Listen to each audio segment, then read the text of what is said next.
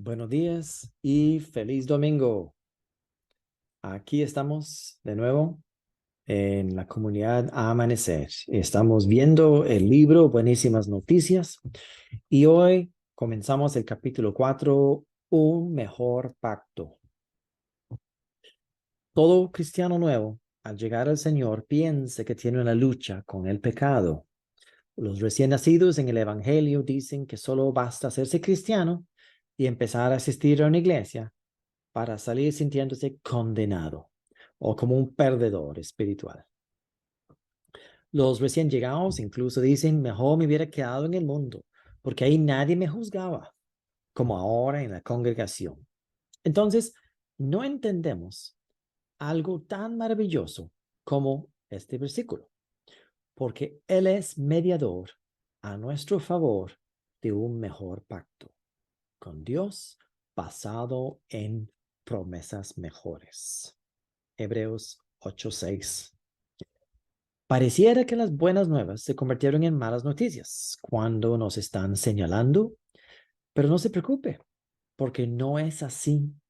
Como en muchos otros temas que se tocan en este libro, la verdad está muy lejos de lo que se predica en muchas iglesias desde el púlpito hoy día. Hay un hermoso texto en el primer capítulo del libro de Isaías. Veamos lo que dicen esos versos a continuación. Venid luego, dice Jehová, y estemos a cuenta. Aunque vuestros pecados sean como la grana, como la nieve serán emblanquecidos.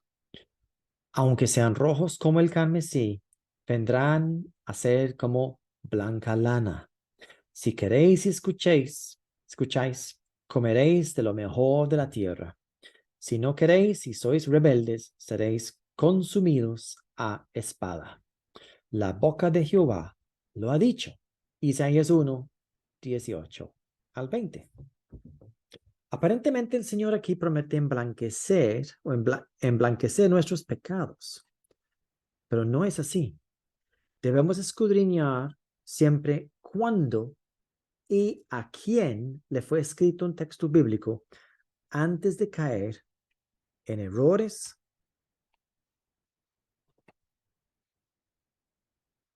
doctrinales, lo cual es muy fácil de hacer y muy común en estos tiempos modernos, especialmente leyendo del antiguo pacto. ¿Acaso usted y yo nacimos antes de Cristo? ¿Acaso usted o yo somos del pueblo de Israel? Creo que la respuesta a los dos interrogantes son negativas. El Señor promete emblanquecer los pecados de Israel. Además, recuerde que esta promesa es para un Israel que está debajo del ayo de la ley antes de la obra redentora de Cristo. En verdad, el nuevo pacto comienza a partir desde la muerte y resurrección del Mesías a final de los evangelios, ya que Cristo mismo estuvo debajo de la ley hasta ese momento. Si realmente queremos ver lo que pasa en el nuevo pacto, debemos leerlo en el nuevo pacto. La posición del Señor está muy clara en 3 capítulos consecutivos del libro de los Hebreos, que vamos a ver a continuación. Si aquel primer pacto hubiera sido sin defecto, ciertamente no se habría procurado lugar para el segundo, pues reprendiéndoles, dice, vienen días, dice el Señor, en que estableceré con la casa de Israel y la casa de Judá un nuevo pacto, no como el pacto que hice con sus padres, el día que las tomé de la mano para sacarlos de la tierra de Egipto. Como ellos no permanecieron en mi pacto, yo me desentendí de ellos, dice el Señor. Por lo cual, este es el pacto que haré con la casa de Israel después de aquellos días. Dice el Señor, pondré mis leyes en la mente de ellos y sobre su corazón las escribiré. Y seré a ellos por Dios, y ellos me serán a mí por pueblo. Ninguno enseñará a su prójimo, ni ninguno a su hermano, diciendo, conoce el Señor, porque todos me conocerán, desde el menor hasta el mayor de ellos, porque seré propicio a sus injusticias. Y nunca más me acordaré de sus pecados ni de sus maldades. Así dice, al decir nuevo pacto, ha dado por viejo al primero, y lo que se da por viejo se envejece y está próximo a desaparecer. Eso fue Hebreos 8, 7 al 13. Lo que acabamos de leer es hermoso y está clarísimo. Dice en el versículo 7, subrayado en este libro, que este pacto no es como el compromiso que Dios hizo con sus padres. Además, en la segunda parte del verso 12, Dios mismo dice que no quiere recordar nuestros pecados. Pongamos atención especial al último versículo, donde dice que está próximo a desaparecer, porque hay mucha gente aunque insiste en que el viejo pacto está vigente para Israel. Sin embargo, este texto aclara que no es el caso. El único acuerdo vigente es el nuevo pacto. Veámoslo repetido en el capítulo 10. El Espíritu Santo nos atestigua lo mismo, porque después de haber dicho, este es el pacto que haré con ellos, después de aquellos días, dice el Señor, pondré mis leyes en sus corazones y en sus mentes las escribiré. Y añade, y nunca más me acordaré de sus pecados y transgresiones, pues donde hay remisión de estos, no hay más ofrenda por el pecado. Hebreos 10, 15 al 18. De nuevo, hay dos puntos claros en este texto bíblico. Dios no recordará sus pecados y transgresiones. Y más importante que eso, no hay más ofrenda por el pecado. En otras palabras, no hay ningún esfuerzo humano que usted y yo podamos hacer. Ningún intento de buscar aprobación, ningún sacrificio valga la pena para mejorar nuestra situación con Dios en cuanto al pecado. En el antiguo pacto, Dios logra la expiación o la redención de los pecados de Israel. El acto de la expiación se cumplía anualmente cuando el sacerdote mataba un cordero inocente. Buscaban a un cordero sin mancha y sin defecto y lo sacrificaban para perpetuar el perdón del pecado del pueblo. Todo ese rito era sombra de lo que vendría con Jesucristo en la cruz. El único hombre inocente que fue sacrificado en lugar de cada uno de nosotros fue el Cordero de Dios. En el viejo pacto decían que este acto cubría el pecado. Es decir, el pecado seguía. Pero en el nuevo pacto hay algo mejor. Veámoslo en el capítulo 9 del libro de los Hebreos, hablando acerca del sacrificio de Jesucristo. Y no entró para ofrecerse muchas veces, como entra el sumo sacerdote en el lugar santísimo, cada año con sangre ajena. De otra manera, le hubiera sido necesario padecer muchas veces desde el principio del mundo. Pero ahora, en la consumación de los tiempos, se presentó una vez, para siempre, por el sacrificio de sí mismo, para quitar de en medio el pecado. Hebreos 9, 25 y 26. La última parte del versículo 26 dice, para quitar, y no para tapar, encubrir o empatar. No solo cubrir como en el viejo pacto. Dice quitar, porque es el nuevo pacto. Dígaselo para usted mismo. Dios quitó el pecado para mí. Veámoslo expresado de otra forma en este pasaje de Colosenses.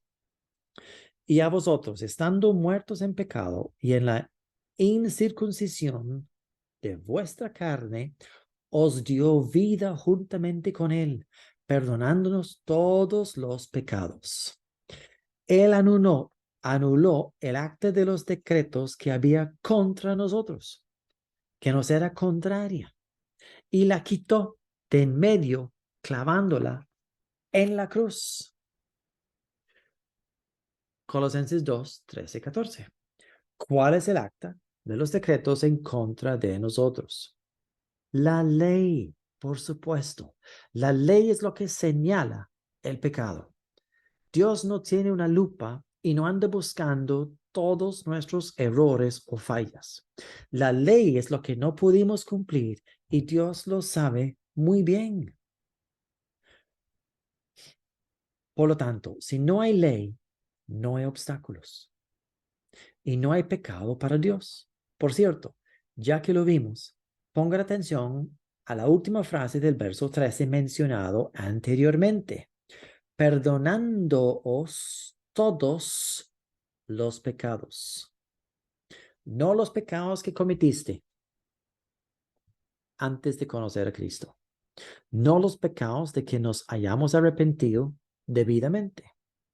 El texto dice que todos los pecados, pasados, presentes y futuros, es decir, lo de ayer, lo de hoy y lo de mañana. Recordamos algo muy importante acerca de Dios. Él existía fuera del tiempo. Por eso, Él puede decir cosas semejantes a estas palabras en cuanto al profeta Jeremías. Antes de que te formara en el vientre, te conocí. Y antes de que nacieras, te santifiqué. Te di por profeta a las naciones. Jeremías 1:5. Volviendo al pasaje de Colosenses. El tiempo verbal está en el pasado. La quitó, refiriéndose al acta de los decretos en nuestra contra. Y la anuló. Eso quiere decir que ya pasó. No va a pasar. Él ya lo hizo. La obra se concluyó. La justicia de Dios se cumplió en la cruz. De hecho, Juan el Bautista se refería a esto en los evangelios. Veámoslo aquí. Al siguiente día, vio Juan a Jesús que venía a él y dijo, este es el Cordero de Dios que quita el pecado del mundo. Juan 1:29. De nuevo, Juan no dijo que este es el Cordero de Dios que cubre el pecado del mundo. Juan dijo que el Cordero de Dios que quita el pecado del mundo. Dios no tiene ningún problema con nadie en este mundo, a pesar de lo que dicen los predicadores. Dios no está viendo su pecado. Recordemos que en el antiguo pacto era imposible que Dios estuviera presente donde hubiera pecado. De hecho, el Espíritu Santo no habitaba en los profetas de Dios, sino solo estaba sobre ellos por momentos para revelarles su palabra y su voluntad. Pues Dios no cambia. ¿Cómo puede Dios cohabitar ahora en sus hijos si hay pecado? No es posible. Algo ha pasado de carácter trascendental en el mundo espiritual.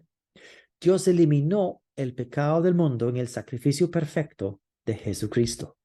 Por eso el Espíritu Santo está en todas partes de la creación ahora. Y esto solo fue posible debido al sacrificio de Jesucristo en la cruz. En los postreros días, dice Dios, derramaré mi espíritu sobre toda carne, y vuestros hijos e hijas profetizarán, vuestros jóvenes verán visiones y vuestros ancianos soñarán sueños. Hechos 2:17. Pedro, en ese tiempo, si usted lee el capítulo de Hechos, se refiere de que eso se cumplió en Pentecostés, en los postreros días. Después de la resurrección de Jesucristo, el mundo espiritual cambió, pasó por un cambio, una metamorfosis trascendental. porque ahora Dios habita en los corazones de sus hijos. Habita en el templo humano, no en edificios construidos en madera, concreto u otro material. Dios está en paz con la humanidad y está clamando a la humanidad: vuélvase, vuélvase a mí, te dice el Señor. No está señalando los pecados, son los hombres, tristemente, que están señalando los pecados. Dios no está señalando, Dios está recreando, Dios está transformando a los seres humanos ahora a su imagen y semejanza por medio de la obra del Espíritu Santo en la vida de los creyentes. Dios está, como dice en Romanos 12:2, transformados por medio de la renovación de vuestra mente, para que comprobéis cuál es la voluntad de Dios, buena, agradable y perfecta. Dios no cambia. Dios siempre quiso tener una familia y quería adoptar a hijos por medio de su Santo Espíritu y transformar vidas y corazones. Yo le insto, profundice en este mejor pacto, pero no confunde los pactos, como hemos hablado hoy. No mezcle el viejo pacto con el nuevo pacto. No mezcle la ley con la gracia. La ley era bueno para señalar al hombre lo insuficiente que era y su necesidad de recibir un Salvador. La gracia es la respuesta de Dios por medio de la cruz de Cristo, de que todo ser humano tiene perdón.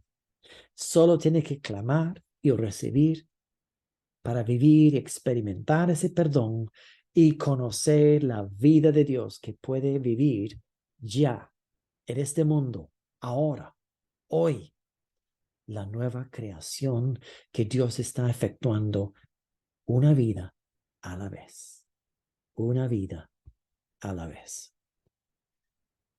Este tema es fascinante. Vamos a seguir con el capítulo 4 la próxima semana y les deseo un muy feliz domingo. Bendiciones.